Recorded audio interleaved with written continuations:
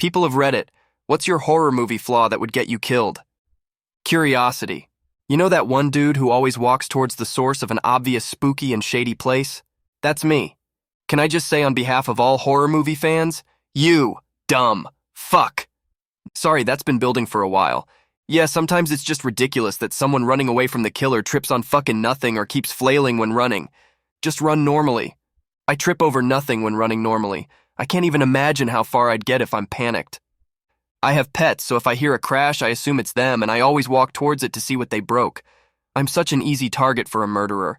I have a cat that is constantly knocking shit over in the basement. So much so that I now just ignore sounds that should probably alarm me. She also turned on our gas stove one night, so she might just be trying to murder us.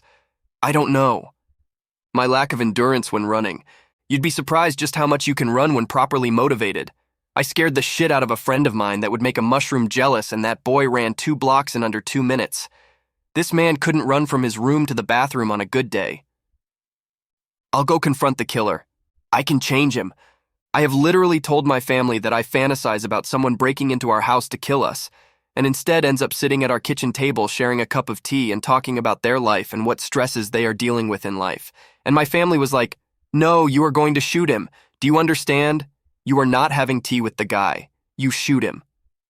I read this and thought, dreams of talking down a killer with a cup of tea must be British. Then comes the family instruction to shoot. Nope, not a Brit then. Totally me. Books have made me and my bestie this delulu. Love this new way to say delusional. I would 100% fall for the cute animal that actually rips throats out trap. Aw, such a cute rabbit with giant teeth covered in blood, hiding in a bush surrounded by corpses. Let me take you home and look after you. I'd be the guy that gets high and just tries to relax, yet is so unaware of what's happening around me. Oh yeah, Jack took a nap a while ago. It's 3 p.m. Jack never got out of bed, nor is he there. Must have got breakfast. Finds Jack's head in the refrigerator. There's at least one movie where being high actually saved someone's life. Yeah, Cabin in the Woods. I'm a skeptic. The person who says, there must be a rational explanation for this is usually one of the first people to die. I too am very skeptical and half white. There is a weird noise coming from that dark cellar. Better go investigate. Could be an injured animal. Dead. Luckily, being half Latino, I'm also culturally conditioned to not fuck with the spooky shit. Skeptical and curious? Yeah, you're toast. I'm the old man that everyone initially suspects is the killer, but I'm really just a bit awkward and genuinely am concerned about the idiot's kids that have ignored my warnings and will eventually sacrifice myself to try and save the ungrateful little bastards. I frequently tell people I'll be right back. Boobs. If someone had boobs out, I would be killed. Killer has killer boobs that she uses to suffocate you, while you scream, "Ah! Ah! Not the boobs! Oh, God, they are too big, must have air." Being black, at least you'll be the first to go so you don't have to watch your friends die. I hate that people always focus on the negatives of being murdered. Thank you for providing some much-needed perspective. I'm compulsive about checking doors are locked before bed. My wife always lets the dog out before she goes to get ready for bed, so it has to be after she's gone to bed. At that point, I'm usually alone downstairs, so that's when I'd be picked off. Either that or I'll die because my wife has left a door unlocked. What tragic irony that would be. Just picture it. It's the fateful night. You made sure the door was locked only for your wife to remember, later than usual, that she hasn't let the dog out yet. She runs down and takes care of the dog and comes back. That's when she remembers she didn't lock the door and rouses you from your sleep. Grumbling, sleepy, you slouch downstairs, blearily go to the back door. Oddly, you see that the motion detector on the back porch has been tripped. A pool of yellow light from the spotlight illuminates the dark. Something huge shifts beyond the edge of the light and you jump. But it's just a deer. One of its antlers is conspicuously absent, and it's bleeding from the wound. You note how odd it is and then turn. A hulking figure lurches from the kitchen, breathing heavily, emanating a foul odor. It grows out of the darkness into the light from the porch. You see it and scream just as it rushes you. You run to the nearest door, the porch door. In your panic, you fumble at the latch, a fatal delay. As you're killed where you stand, your fingers scrabble weakly at the door handle. But alas, it does not move. You already locked it. None. I'm too tall to be a victim, therefore I have to be the slasher. Coincidentally, I like to wear masks too. We'll watch your career with great interest, and intense fear.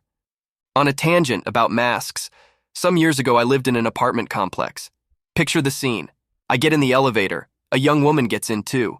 Right before the door closes, two guys, late teens, white, wearing balaclavas get in the elevator too. This is daytime during the summer. It's hot out. "What's up with the masks?" I ask. "We just like wearing them," one of the two replies. Smart ass. Elevator stops, young woman gets out. Split second later, these two guys get out too and follow her. I decide to follow also, though it isn't my floor. She gets to her door, unlocks it. The two guys seem to accelerate towards her. "Hey, lady," I say loudly. "Do you know these guys?" She looks towards the three of us coming down the hallway. "Oh, they're with me," she says. Phew. They seemed surprised that I was suspicious. Bro. Wheelchair user, not physically strong. Get a deployable lance or spear added to your chair, then ram the bitch. You know what? Also add missiles. Attention deficit, do I need to add anything else? My bones crack when I try to walk slow or crouch. They're gonna hear me moving around like a bag of chips. Back when I was a camp counselor, I was level-headed, responsible, and well-liked by the kids. But I was a little bit chubby, so I'd probably get killed second or third getting marshmallows for s'mores or something. Right now, I'm a therapist working in both private practice and a college setting. I'd imagine I'd meet with a survivor who's talking to me about trauma. We'd go over coping skills and look for ways that they can feel safe, doing general therapist things, and I'd get killed by the Mazenter because I researched it and it'll make the main character look more crazy. I probably avoid a fat joke though, so progress. I love exploring abandoned places that you're not supposed to go in, especially when it's dark. You know the guy that dies at the start of the movie to set it up? Yeah, that'd be me probably. My boobs are too big to run. Use your legs to run then. Plus, they don't make nipple shoes in my size. I would go back to help someone that's already clearly been murdered. Go on ahead, I'll catch up to you. Proceeds to be murdered and does not, in fact, catch up with you. Indecisiveness. Should I run?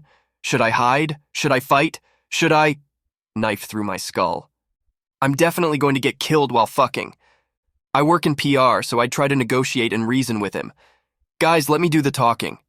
And then when that went wrong, well, I've got bad knees, so I can't run. I don't have a chance. I tend to go on the offensive, not because I am tough or whatever. It's actually because I will be terrified. Terrified of being trapped and helpless against pain. Instead, my brain yells at me, "You better fight, move, do the unexpected, or you're just a visitem." I wouldn't be able to hide too long before I will feel the need to find a way to end the danger. And so, I would go down to the basement, or into the tunnel, or jump down the well, and then get slaughtered by whatever unbeatable thing I meet. I am 100% a cynical asshole, and I would patronize the killer the entire time. Like to Jason, I'd either be jokingly flirting or just be like, "Oi, Vader McFuck, I can hear your heavy breathing from down the street. Did you forget your inhaler at home or something? 'Cause I got some paint thinner if that'll get your rocks off." Overconfidence. I'm absolutely the stupid football player who goes, "Don't worry, I can totally take this supernatural freak," and then immediately gets ripped to pieces. I itch a lot due to my eczema, which causes me to stop everything I'm doing. If I had to run and I get the need to itch, you bet I'm not surviving. Still, if I was the killer, it would be a pretty good way for the main characters to escape. My propensity for unprotected tent sex. I don't run. My first instinct in dangerous situations is to fight.